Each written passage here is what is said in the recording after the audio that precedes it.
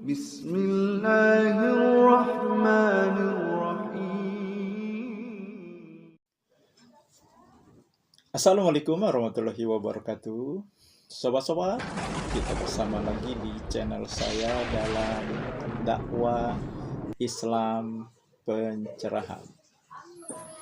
Sobat-sobat, baik yang pro maupun yang kontra, kerap kali Allah Subhanahu wa Ta'ala di ujung firman-Nya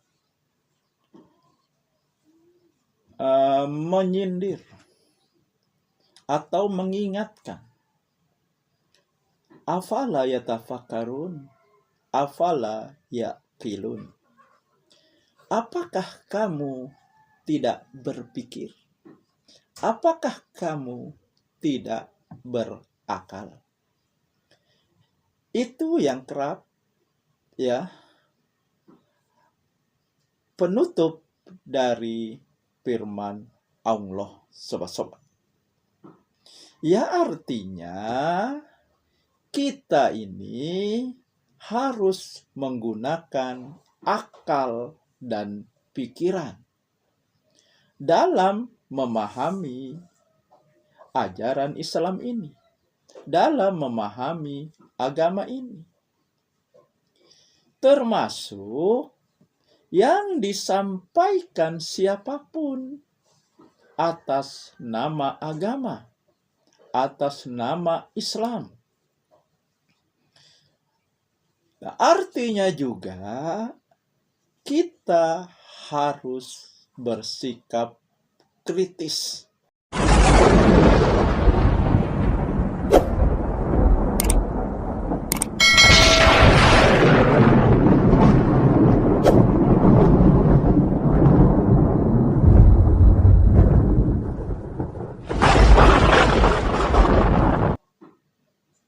Ya, kita harus memiliki daya koreksi dalam menerima apapun yang disampaikan dari siapapun yang mengataskan agama ini.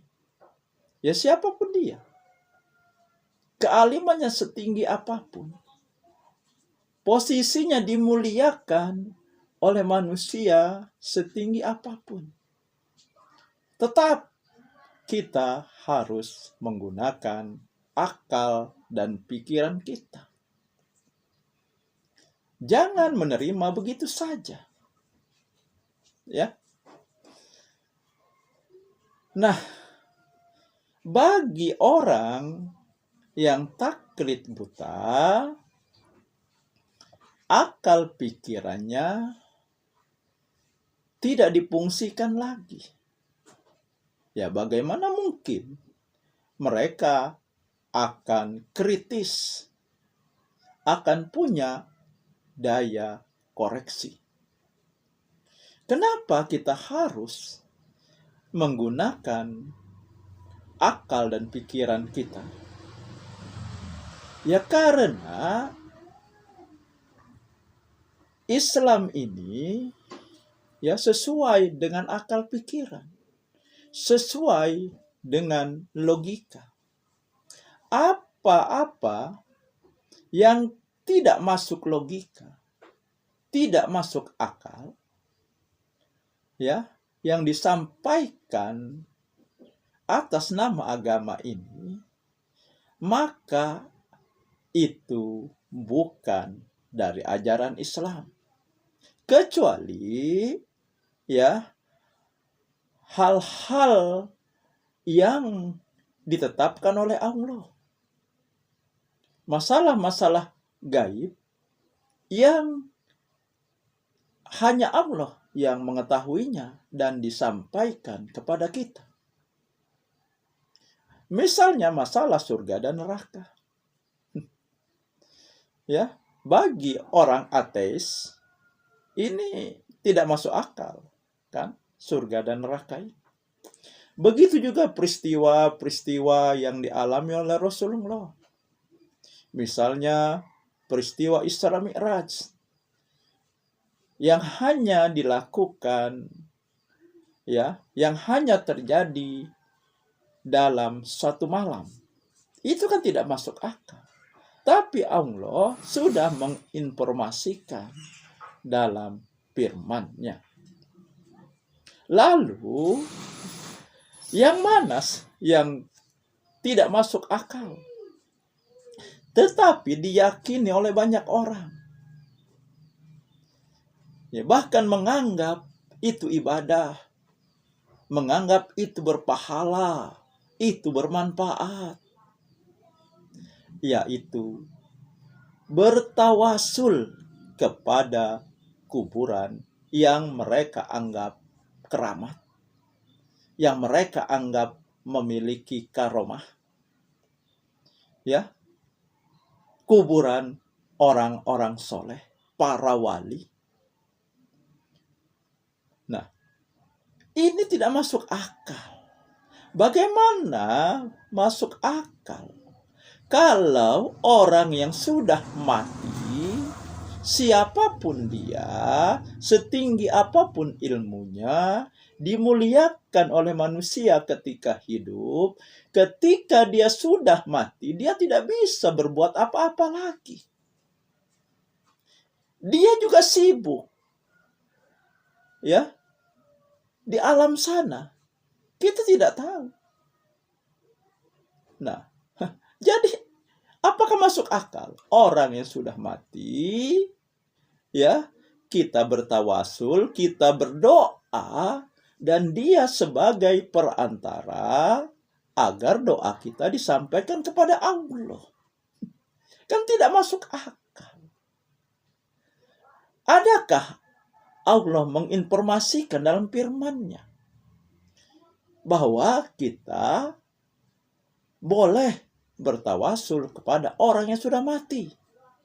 Atau Nabi mencontohkan, sahabat pernah melakukan? Ternyata tidak.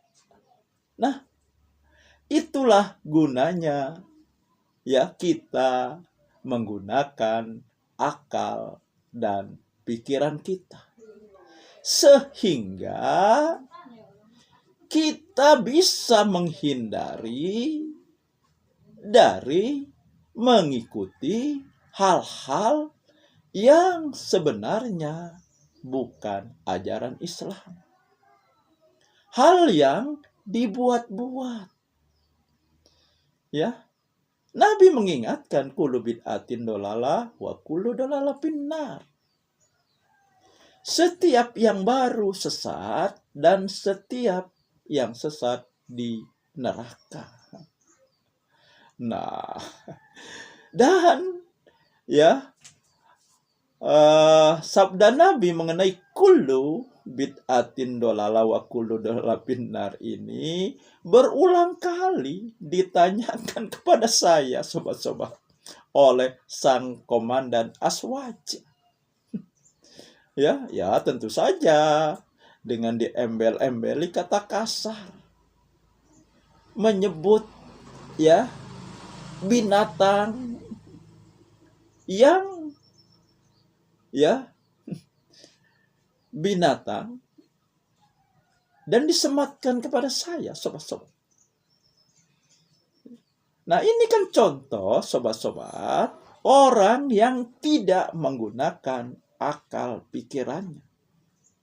Boleh saja dia pasti membaca Al-Quran, dia pasti membaca kitab kuning, akan tetapi, ya, seseorang itu ketika dia berbicara dinilai, ya, apa yang keluar, apa yang diomongkan, apa yang diucapkan.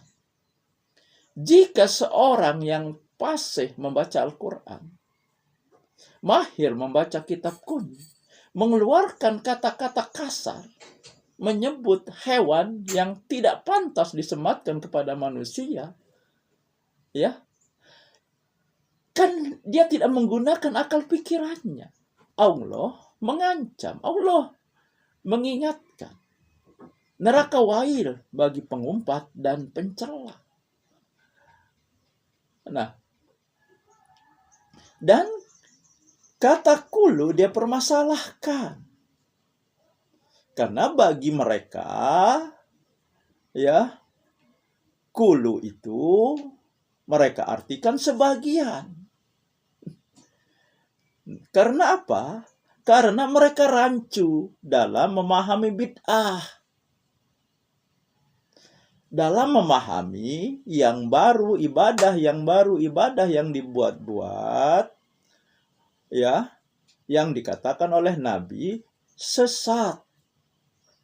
Mereka campur adukan dengan masalah dunia. Mereka ini rancu memahami bid'ah. Entah karena ketidaktahuan mereka, atau ini memang kesengajaan agar apa yang mereka lakukan, amalan bid'ah yang mereka lakukan, memiliki dalil. Paling tidak, ya, tidak sesat. Ya, apakah ya seperti ini? Saya tidak tahu. Karena ya kebanyakan mereka yang tenggelam, yang mengamalkan amalan bid'ah, ya, kecerdasannya menjadi tumpul, buntu dalam berpikir. Nah, sama Al-Qudsi ini, ya. Nah, jadi kata kullu bid'atin dolalah di sabda Nabi tersebut, ini sebenarnya sudah saya jelaskan berkali-kali. Ya, dari awal saya membuat konten dakwah ini, sudah saya jelaskan berkali-kali.